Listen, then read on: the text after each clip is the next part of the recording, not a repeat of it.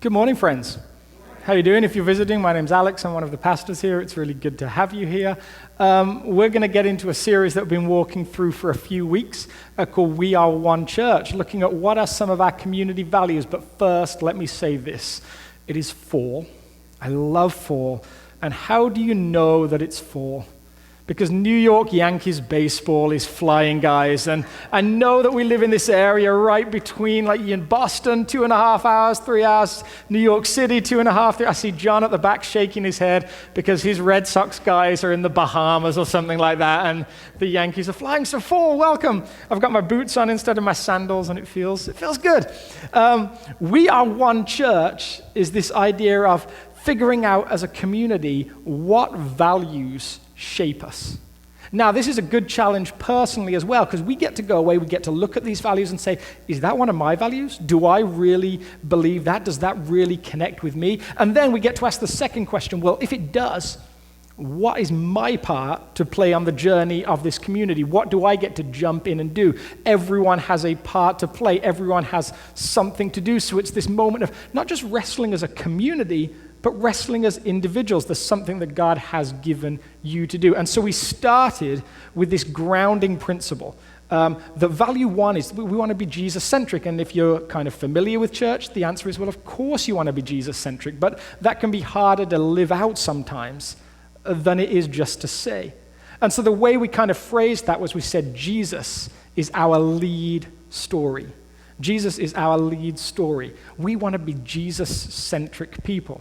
Some of you will know our good friend Joe Manafo, who plays keys for us a lot of the time. He's in hospital at the moment, in hospice, and I sat with Joe the other day, and I said to him, Joe, one of the things I've always loved ever since I've met you is you have this sense of Jesus is the center, and it just sort of defines everything about your life. He's not scared of dying. He's got this sense of Jesus understands. And then I had this really surreal moment that I'm going to share with you, because I said this to Joe, and he looked at me and he said, well, yeah, he is. In actual fact, like, he looked at the end of his bed and he said, he's sat right there. And I had this moment where that's an expression, right? But there's a part of me that's like, he's really there right now. It's, even as a pastor, I was like, whoa, Jesus is sat on the bed with him. He had this sense of, he wasn't joking around. He had this ever-present sense that Jesus was there with him in that moment. That's what it is to live that Jesus-centric life personally, and we want to do that as a community. And then that leads down to all these other things. We've talked about wanting to share that message with others in a way that's winsome, that connects with people. We've talked about wanting to experience what it is to have an inner transformation, that the message of Jesus starts with, actually, he does something inside you. But the other values are shaped by the fact that that inside thing, that thing that happens deep inside, should slowly maybe, quickly maybe, start to work its way out to all the other things that you do and that I do and that this community does. So this week we're going to jump into value 5. We're going to talk about the idea of extravagant generosity. Now, this is always the terrifying part, because everyone's like, no, he's going to talk about money. Don't worry. I am going to talk about money. I'm going to make you fearful, and then I'm going to live into that fear, because this is something that, like, it does. It's part of what we do. We get to give. Yes, money, but also gifts and other things like that. So what we're going to do is we're going to jump into a passage from the Bible, and we're going to kind of wrestle around with that for a bit, going to jump to some other ones as well. But we're going to start with the story. And then what we're going to do is we're going to look at the beginning and the end of the story. Then we're going to look at the beginning and the middle of the story, and it will all make sense. Sometimes working with me in this environment can feel like you're in a golf cart and someone just swerves the wheel every now and again. It's to keep you awake. You shouldn't fall asleep in church. It should be fun, or at least interesting. So here we go. This is here, if you want to follow along, Luke chapter 7, and we're starting at verse 36. It won't come on the screen, but it will do as we go through it bit by bit. When one of the Pharisees invited Jesus to have dinner with him, he went to the Pharisee's house and reclined at the table. A woman in that town who lived a sinful life learned that Jesus was eating at the Pharisee's house. So she came there with an alabaster jar of perfume. As she stood behind him, at his feet weeping, she began to wet his feet with her tears. Then she wiped them with her hair, kissed them, and poured perfume on them. Then the Pharisee who had invited him saw this, and he said to himself, if this man were a prophet, He would know who is touching him and what kind of woman she is. She's a sinner." Jesus answered him, "Simon, I have something to tell you." "Tell me, teacher," he said. "Two people owed money to a certain moneylender. One owed him 500 denarii and another 50. Neither of them had the money to pay him back, so he forgave the debt of both. Which one of them will love him more?" Simon replied, "I suppose the one who had the bigger debt forgiven." "You have judged correctly," Jesus said. Then he turned towards the woman and said to Simon, "Do you see this woman? I came into your house. You did not give me water for my feet, but she has wet my feet with her tears and wiped them with her hair. You did not give me a kiss, but this woman from the time I entered has not stopped kissing my feet. You did not put oil on my head, but she has poured perfume on my feet. Therefore I tell you, her many sins have been forgiven, as her great love has shown. But whoever has been forgiven little loves little." Then Jesus said to her, "Your sins are forgiven." So, this is this wonderful story, Jesus interacting at a dinner party. But before we can understand too much about this story, there's some things we need to know, some social intricacies that help this make sense. I don't know how you are on social norms. I don't know whether you're a sort of person that's like, I'm pretty much, I like to obey those social norms. Sometimes I think that some of the things we think are normal, when you look at it at a sort of like step back, you're kind of like, well, why is that the case? Like, think about something as simple as going to the beach. Why is it that it's okay that everyone removes half their clothing anytime you get near water? Now, when you think about it, that's actually a little weird. Like, suddenly someone walking around in a bathing suit is fine, whereas if they turned up at your house, even before swimming, just in a bathing suit, you'd look and you'd say, oh, I don't know how I feel about that. Like, social norms that we come to take for granted, they're not always as obvious as we think we are, and this becomes way more obvious if you start traveling. So one of my favorite things to do is to travel. I love to jump into other countries and figure out just how they see things, and whenever you do that, you find that the way that we do things that we take for granted, not so taken for granted everywhere else. There's these wonderful stories about people in Japan who've ended up in France, especially Paris, and they've found that they've become very paranoid about how they're being treated, because in Japan they have a real service culture, just like here. You walk into a store and someone comes up to you and they want to help you. Whereas in Paris, they're trained to studiously ignore you. They just don't talk to you. You have to force them to let you buy something. And so these poor Japanese people, after a few trips to the stores in Paris, have come to think it's some kind of conspiracy against them. There's some kind of thing like, why is no one talking to me? There's something wrong here. It seems normal to Parisians, but it's not normal to Japanese people. There's a social norm here that we're going to look at. Social norms only make sense when you know what's happening. We can think about this in terms of British culture. One of the things that the British are wonderful at is queuing or standing in line. You guys call it standing in line. We would say queuing. We are experts at this. We've invented this system over hundreds of years. It was invented during the First World War in order to feed troops in an organized way. But we take this for granted, and we have become experts. So much so that if you go to the Wimbledon Tennis Championships, you are given something that looks like this. A guide to queuing. The guide to queuing for Wimbledon is 30 pages long. That's how intricate this process is in the United Kingdom. Now, to us, it makes sense. But for me as a 14-year-old, when I went to Italy and found that they didn't queue at all, was horrifying. I stood there with my skis over my shoulder, trying to carry boots with the other hand as well. If you've skied, you know how awkward that is for the first time. It's like a learned behavior. And these big Italian guys are just breezing past me, and they have this one word, scusa, which apparently it can cover any insult possible. I'm being hit with skis, I'm being knocked over, but scusa covers it. Scusa covers walking to the front of a line in a supermarket when there's 6 or 7 people in front of you.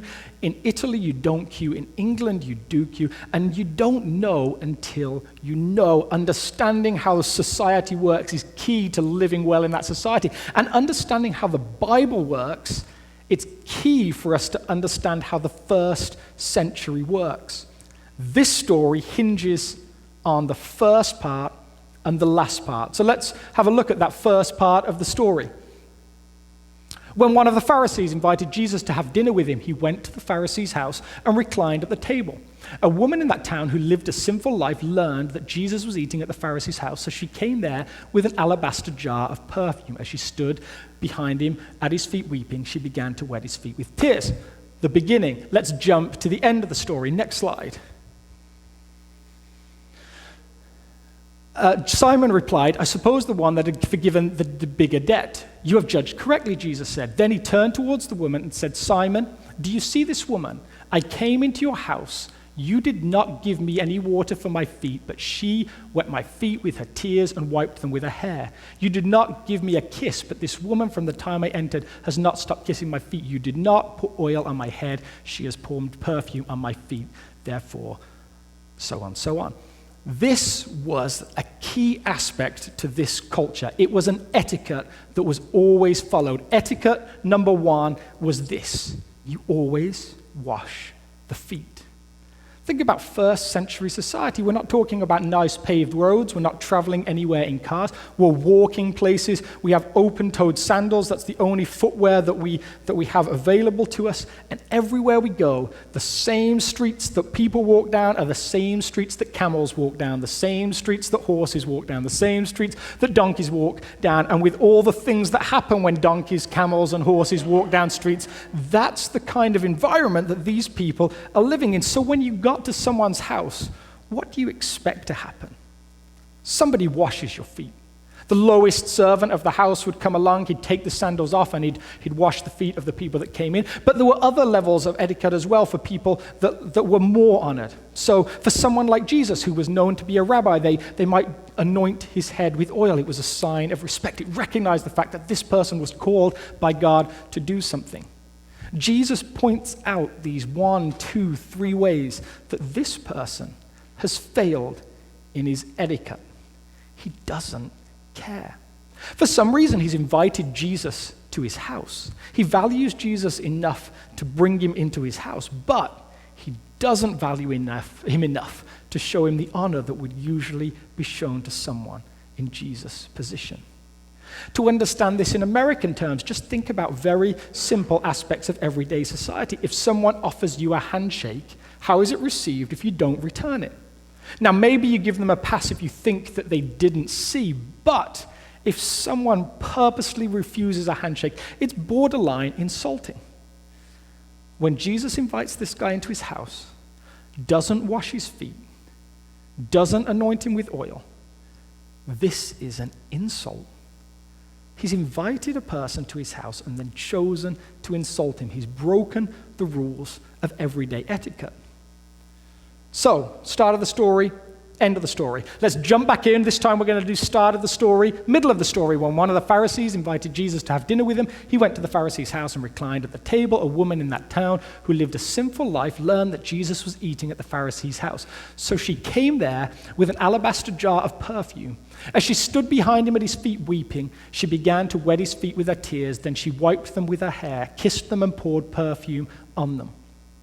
Next slide. When the Pharisee who had invited him saw this, he said to himself, if this man were a prophet, he would know who is touching him and what kind of woman she is, that she is a sinner. So, first etiquette, Simon, this Pharisee, doesn't care. Just tramples all over it. He refuses the handshake. Second matter of etiquette, though, he's super high on, because the second rule of etiquette is something like this. Good guys don't mix with bad guys. Or in this case, good guys don't mix with bad girls. This woman has a reputation, and in this culture, someone of Jesus' stature, someone of this Pharisee stature, would never mix with someone like this. In actual fact, this is a political thing. This group, the Pharisees, believed that one day God would come down and make the earth right, and the way that they could make that happen was by obeying the laws of Torah as strictly and closely as possible. They followed all the intricacies of 613 laws. They worked out in detail how they could obey them to the nth degree. And they pushed aside anyone else that didn't.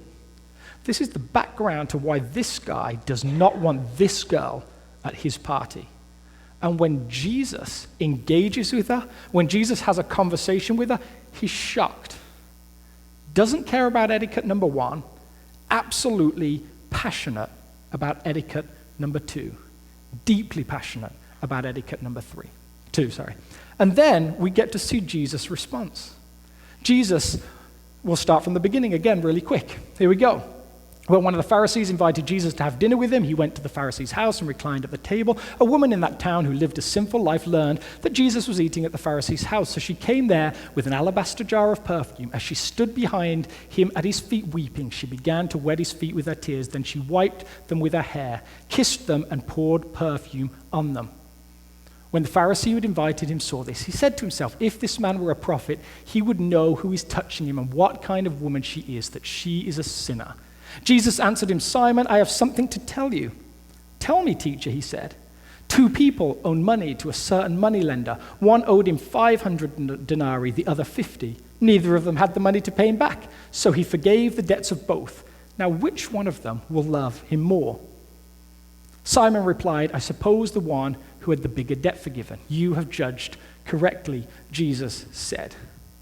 This guy, not concerned about a simple etiquette like shaking hands or washing feet, very concerned about who he mixes with.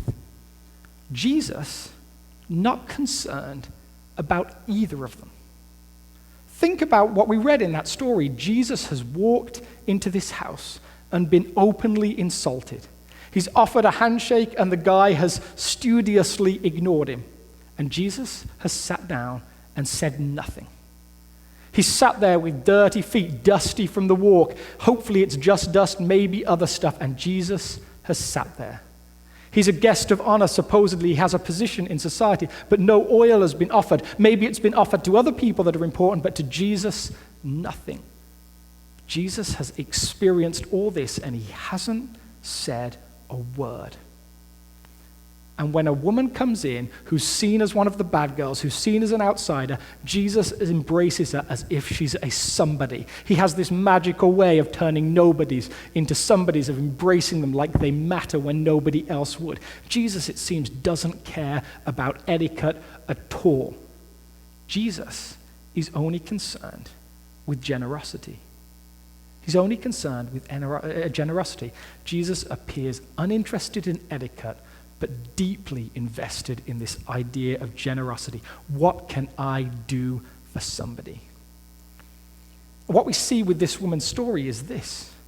Generosity, according to Jesus, produces generosity.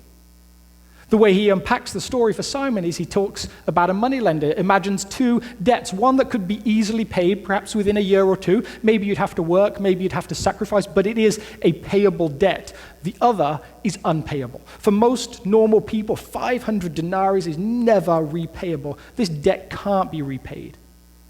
And this moneylender wipes out both of them.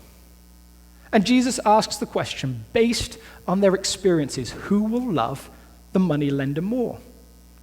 Finally, the Pharisee Simon, his eyes are opened. He suddenly sees this sense of course, the one that owed the greater debt. And Jesus begins to unpack for him in his wonderful way this sense of, think about that in terms of your relationship with God. If you've been forgiven little, if you're generally doing pretty good, then for the most part, you may love a little, but not much. When you realize the magnitude of what you've been forgiven, your love is incredible. It's great. Generosity produces generosity. I think somewhere for Jesus, there's this silent message of nobody really knows how much they've been forgiven. Even Simon, with his sense of there's not much to forgive, has really been forgiven much. It's not how much has been forgiven, it's simply our awareness of what has been forgiven. Jesus has this sense of generosity produces generosity. Next slide. As the New Testament writers begin to unpack what Jesus has done, this is one of the things that they keep coming back to. They keep coming back to this sense of, wow, God really did that. This is Paul. I've given you the Message version here. This is in Romans chapter 5. Christ arrives right on time to make this happen, didn't he? And doesn't wait for us to get ready. He presented himself for this sacrificial death when we were far too weak and rebellious to do anything to get ourselves ready. And even if we hadn't been so weak, we wouldn't have known what to do anyway. We can understand someone dying for a person worth dying for, and we can understand how someone good and noble could inspire us to selfless sacrifice, but God put his love on the line for us by offering his son in sacrificial death while we were of no use to him whatsoever. Paul tells this story, he unpacks this sense of this God gives supernaturally and sacrificially in incredible, incredible ways. Think about a time where you've experienced a sense of someone giving generously to you. I remember the first time someone gave me a gift I considered extraordinary. I was at seminary at the time. I was only about 19 years old, and someone just walked into me one day and said, "I've got a gift for you." And he handed me a DVD player. Now I'm going back a bit old school, like it was one of those personal DVD players. At the time, it was the thing to have. This was before you could get HD movies on a little thing in your pocket. But at the time, it was this sense of, wow, why would you give me this gift? And he just said, "I've just bought a new one, don't need it anymore." And I went to pour out this sense of absolute gratitude. And he looked at me with this strange look in his eye and he said, "Wow, if you react this way when someone gives you a DVD player, how are you going to react when someone gives you a car?" He didn't give me a car, but it left me expecting for the rest of our time in seminary together that he had this planned down the line at some point. Generosity has this way, when it comes to us, of sparking something in us, doesn't it? It makes us want to go out and be generous to others. And this is what Jesus knows. Generosity, it just produces more generosity. But I think the truth is we're divided into different camps. For the most part, I think by nature we're generous or not. We can become more generous as we experience generosity, but I by nature wrestle with my own lack of generosity. My wife is the generous one in our family. In our marriage, she's the one that goes out and buys gifts for just everyone she can possibly buy gifts for. And I'm the one that looks at the credit card or debit card bill and says, "You spent how much on somebody's gift?" To me, generosity is a learned behavior, and to her, it seems like it's a natural instinct. I wonder whether my experience of generosity just makes me more generous. I wonder if it can ever make me as generous as my wonderfully generous wife, who would honestly do anything and everything for anyone. But somewhere our experience, our meditation, our thoughts on this God and his generosity to us is supposed to lead us to be generous to others. But when we talk about this extravagant generosity, again, it always comes back to the fear that that may affect us where it hurts the most. It might affect us in our wallets, in our money. For some of us, that's a hard thing. For some of us, again, it's not so difficult. But I think Jesus knew that it was difficult because the stories where he engages with this very, very topic. Next slide. And the next slide. We'll leave that one for now. And the next slide. There we go. As he was setting out on a journey, this is Jesus, a man ran up to him and knelt before him and asked him, "Good teacher, what shall I do to inherit eternal life?" Jesus said to him, "Why do you call me good? No one is good except God alone. You know the commandments: do not murder, do not commit adultery, do not steal, do not bear false witness, do not defraud, honor your father and mother." And he said to them, "Teacher, I have kept all these things from my youth up." Looking at him, Jesus felt a love for him and said to him, "One thing you lack. Go and sell all your possessions and give to the poor, and you will have treasure in heaven. And come follow me." But at these words he was saddened, and he went away grieving, for he was one who owned much property. Next slide. And Jesus, looking around, said to his disciples, "How hard it will be for those who are wealthy to enter the kingdom of God." The disciples were amazed at his words, but Jesus answered again and said to them, "Children, how hard it is to enter the kingdom of God. It is easier for a camel to go through the eye of a needle than for a rich man to enter the kingdom of God." Jesus was very aware that when he started talking about people's stuff, they got very, very attached to it. This guy will give up everything else, Jesus asks. He's not worried about getting to do all the things that might be seen as like a party lifestyle. He's not super worried about just living the big dream, other than that he wants to keep hold of his money. All the other commandments he can obey without problem, but he wants to keep his stuff. And that story seems to hit us where we are so often today. I remember a sermon like this years ago, and a guy coming up afterwards and saying, "You know, I really love my stuff. He had a Corvette that he called his mistress. He had all these different things that he just was attached to. And as soon as someone started to talk about the stuff, he got very, very uncomfortable very, very quickly. Perhaps some of it is linked to the sense that our stuff, our money, our finances provide us a sense of security. We become more confident about what the future looks like if we're protected. And every time we give something away, every time we release something, we have more sense of, am I going to be okay in the future? What if I need that? For some reason, money and us, we glue together very, very quickly, and separating the two of us becomes very, very difficult. I don't think Jesus says that this man's attachment to money makes him a bad person. I think what he says is his attachment to money is bad for him. It affects him in a way that this man doesn't realize. So this story has an interesting little twist to it, or a quirk to it. There's this idea that when Jesus says it's easier for a camel to go through the eye of a needle, he was talking about this gate back in Jerusalem in the first century. There was the main gate, or one of the main gates into the city, and it had a small little doorway. The theory was, if you unloaded a camel, took all the goods you were bringing in that needed to be taxed, and got the camel to sort of crouch down, the camel could just about fit through the needle gate. It was very, very difficult, but it could be done.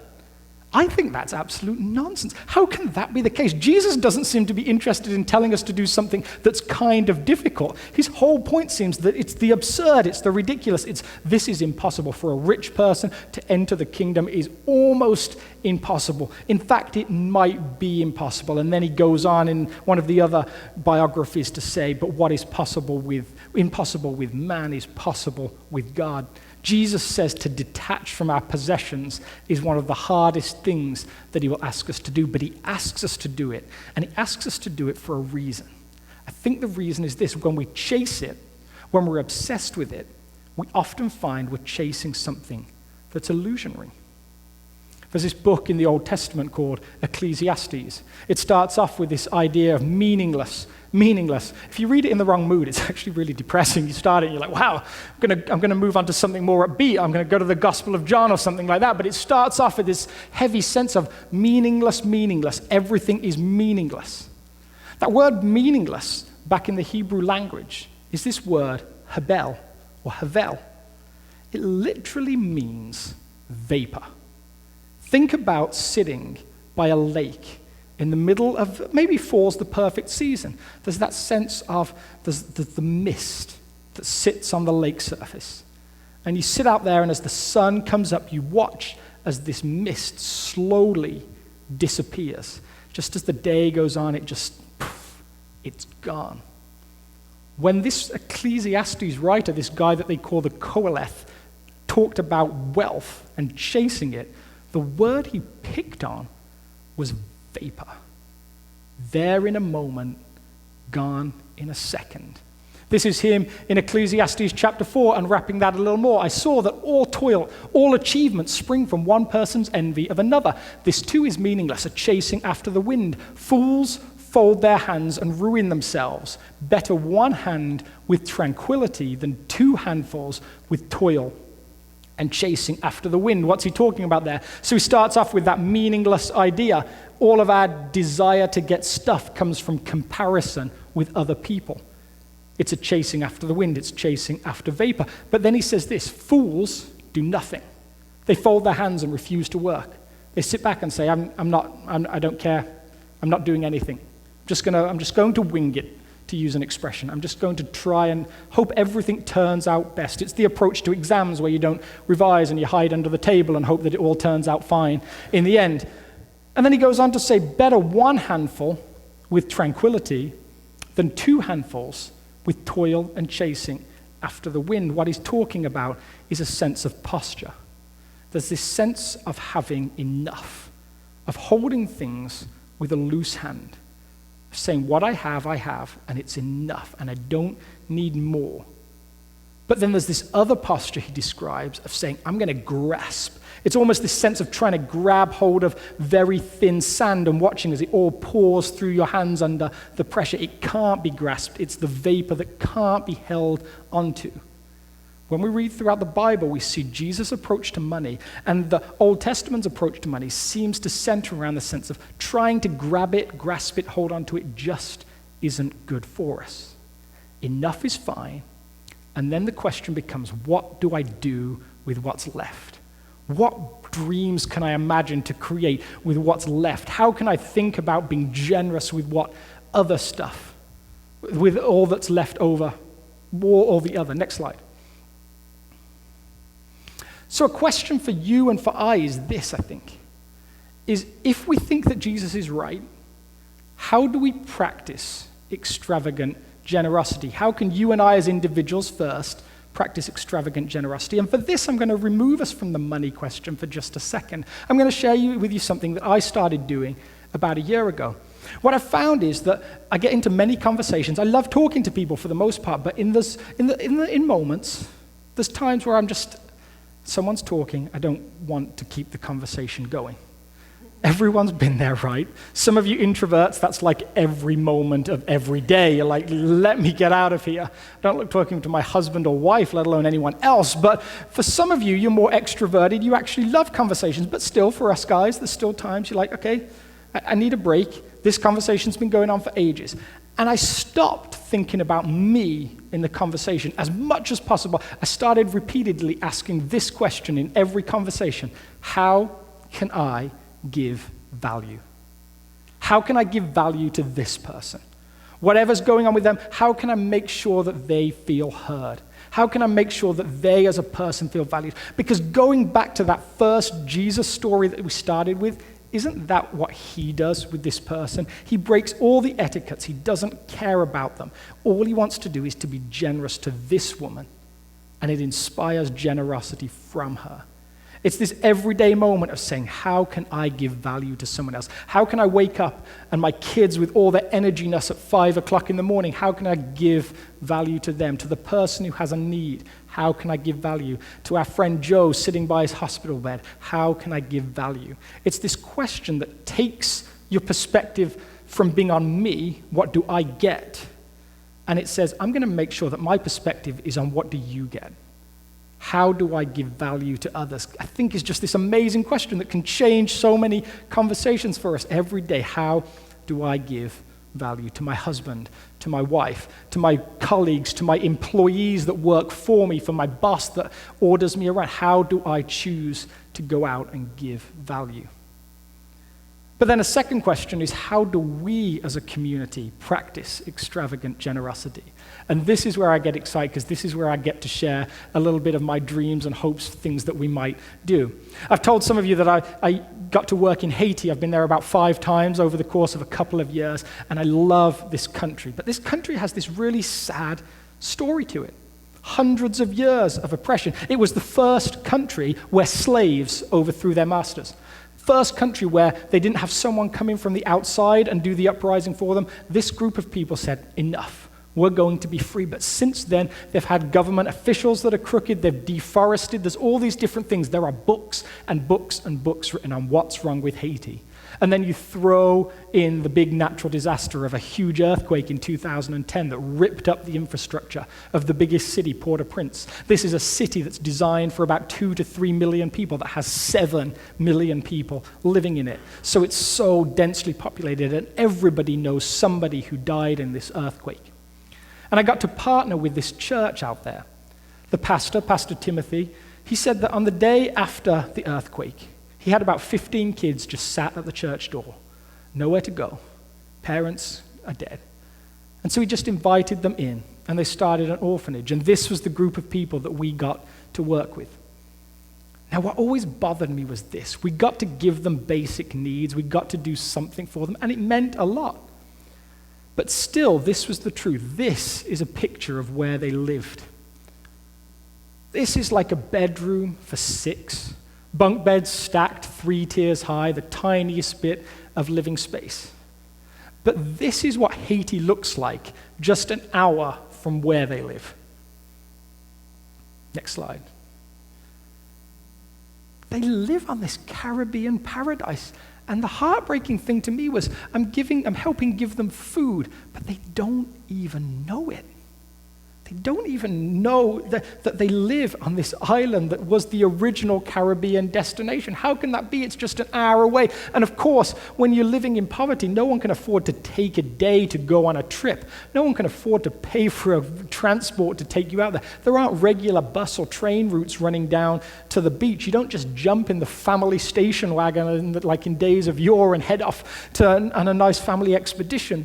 There's this sense of it's just out of reach. It's an hour away, but it's more accessible to me from here than it is to them from where they sit.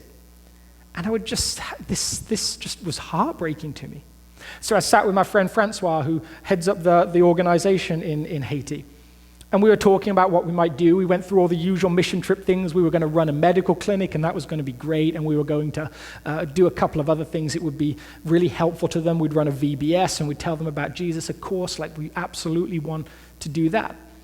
But then I just said to Francois, Francois, how would you feel if we took them to the beach for the day? Now, the weird thing about Haiti is the beach is ridiculously expensive. It's $15 just to get on the beach. And then about $10 for food while you're there. So we had 100 people to take at $25 a head. And so Francois looked at me and said, it's too expensive. I said, well, hold on, let's not talk about the cost at the moment. What would it mean to them to go to the beach? And Francois, this guy that's lived through earthquakes, that's been there for years, his tears start to run down his eyes. He's tearing up. He's like, it would mean everything. It would mean everything. Like, it would be a day they would talk about for the rest of their lives. So I said, well, I don't care what it costs them. We're taking them to the beach for the day. So that year we were out in Haiti with our group of about 60 kids in the end and all the other adults that are around, and our group of Americans, about 30 of us. And I've realized that I've caused them so many problems because I'm asking them to cook on an open fire for 100 people so we can all eat together regularly. And I'm looking at these people trying to make this happen. And I said to the lady, Liddy, who does all the cooking, I just said, Liddy, thank you so much for what you're doing. And she just looks at me with a big smile on her face as she's struggling to cook for 100 people over a campfire in a courtyard. And she just looks at me and she says, pas de quoi? Just means for what? For what? She just has this beautiful generosity to her. And we packed these kids onto these school buses, and we took them out to this beach, and we had this plan that we were going to hold them all back, until we'd split them into groups, like 20 Haitians, 20 Haitians, 20 Haitians, and then we were going to send them in group at a time. So the first group goes in, and we just realized that this plan was never going to work, because suddenly there's just this mass of kids just running for the water that they've never seen in their lives, and just, suddenly there's just full of shouting, yelling, screaming, and the sound of joy. I think maybe we've got a little video clip. I can't remember if I attached it. So this is 60 Haitian orphans that have never seen the ocean. Suddenly, for the first time, just being told, guys, go nuts. Just go nuts. And then they got to come out and they got to eat this spectacular meal that was just so rich. It was just the joy of providing something far beyond anything that they would experience. And it's still heart-wrenching that they don't get it every day. But at least just for a moment, there was this sense of more than they needed. There was this sense of extravagance. And in that moment, that Liddy walks up to me, and she doesn't speak much English, but she walks up to me and she just looks at me and she just says, Alex, thank you so much. And I just had this beautiful moment where I just looked at her and I said, pas de quoi? For what? It was this moment of joy, of coming together, of extravagance, of something. When Jesus was asked to describe the kingdom of heaven, one of the illustrations he used was he said, the kingdom of heaven is a party. The kingdom of heaven is like a party. It's like a banquet. It's like a feast. And for just this one moment, what we got to see was the kingdom of heaven. We couldn't create that for them every day. We keep working towards a world where maybe they do get to experience it all the time. But for one moment, we got to see what that eternal kingdom looks like on earth. It's 60 Haitian orphans jumping in an ocean that's an hour from their house and living a dream that they'll remember forever. That's the kingdom of heaven. That's extravagant generosity. It wasn't asking about what can we do to give them enough. It was asking what can we do that will be more than that. Imagine if we could become a community that got to do that regularly.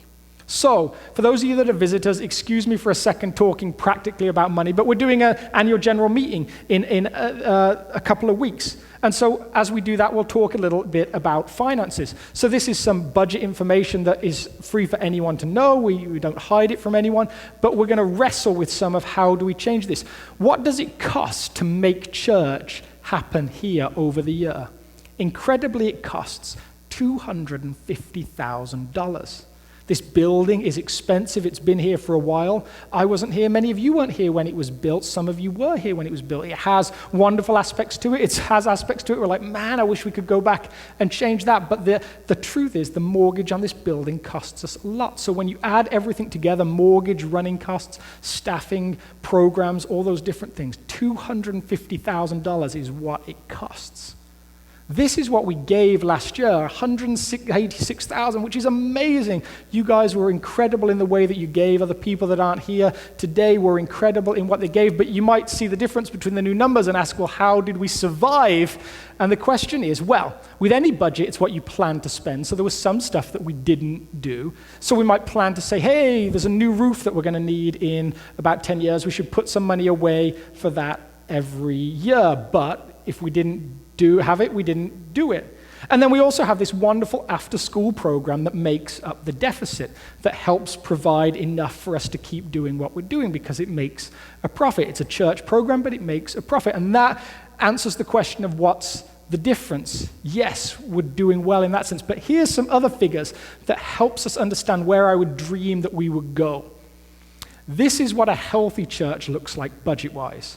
A healthy church would spend about 50% on people. I'm talking about making sure that staffing happens, that we can do the things that we want to do, that we have enough people. And about 25% would go on the building cost, helping the building stay there, running it, those different things. Then about 15% might go on programs, things like kids ministry, youth ministry, worship ministry, all those different things. And then finally, a healthy church goes on 10%, gives 10% to mission, because we have that conversation, right, where we talk about tithing. Traditionally, a tithe is 10%. How can we as a church say we can't afford to give 10%? If we're asking the people like you and I in our community to do that, like that seems ridiculous. So a healthy church gives 10% on mission. This is where we are right now. Next slide. Right now, we spend about 34% on people. About 61% of that 250,000 goes on the building. Now, we can't change that. The building costs what the building costs. About 2% goes on program. We don't do a youth ministry right now. We'd like to at some point. We do a kids ministry. We don't spend a ton on it. We would like to spend more. For the most part, we survive doing stuff for a good value. But this is the heartbreaking bit to me. And to me, it all hinges around changing this part first. Right now, we give about 3% on mission. And we do that by giving to the ECC denomination, who goes and does with it what they think is wise, and we do it by giving to odd little bits. I would love it if we could change that. My first dream is this. Imagine if we could take 10%, $25,000 a year, and use that to give into the world around us. Schenectady, Haiti, Ethiopia. Imagine if we could take that and create dreams like that Haiti dream for those 60 kids. To me, that seems so much more valuable than anything else. How about if we reach for that goal first? And then my big crazy dream after that is this. Yes, we use the summit money right now to help to cover the budget, but imagine if we could take that $50,000, $60,000, whatever it is. Imagine if our dream was one day to say, as a community, we don't actually need that to help us cover budget. Imagine if one day we could say, we're going to take that $60,000 and we're just going to give it somewhere else. It's huge. It's a lot of money. It's a huge percentage of what we use to run the building. Many of us might say, why don't we put it away for a rainy day? But imagine if the kingdom of God didn't work that way. Imagine if the kingdom of God was extravagantly generous. That was like a woman who walked into Jesus' at a party and split open a year's worth of perfume and poured it on his feet. Imagine if the kingdom of heaven was like 60 Haitian orphans running into the ocean for the first time. Imagine if the kingdom of God was extravagantly generous, that it went above and beyond. I would love it if that could be our value here. As we talk about budget, as we wrestle with it, and some of those numbers will change. Right now we have one pastor, we used to have two, so those numbers will change. They'll tweak, and you get to come in a couple of weeks and see all of that information outlined for you. But imagine if we could say this, of whatever it costs, 10% goes towards bringing this kingdom onto this earth, even if it's just for moments. I'm going to invite the worship team to come back, and we're going to pray. And the challenge for every one of us in this is, again, first, how do you give value? How do you go out into the world and give value? And the second question is this: in this journey towards being healthy, what is yours to do? That's a wrestling you and God question. It's not a you and me question. It's not a you and church leadership question. It's a you and it's a God thing. What is mine to do in this moment? Jesus, thank you that you have been extravagantly generous with us. You've given more than we could ever have imagined. And when you stopped giving, it wasn't because you held anything back, it's because you'd given everything that you possibly could. In giving your son, you gave the most you could give. Thank you, God, for the generosity that we've received. God, we don't need to experience more, but we maybe need to become more aware of what we've been given. God, help us to recognize that, to take time just in this moment. In this moment, as the band begins to play, my encouragement, everyone, is this. Just think for a second about what it might mean for you to live out this teaching this week. What might the challenge be for you? Is there someone in your life that has been difficult, has been hard work for you? How can you choose to give value to that one person this week? Is there a way God is asking you to give, to detach from the worldly possessions? What is yours to do in all of this? What is mine to do in all of this? We are a community that God has called together. God, shape us in your image as extravagantly generous people. Amen.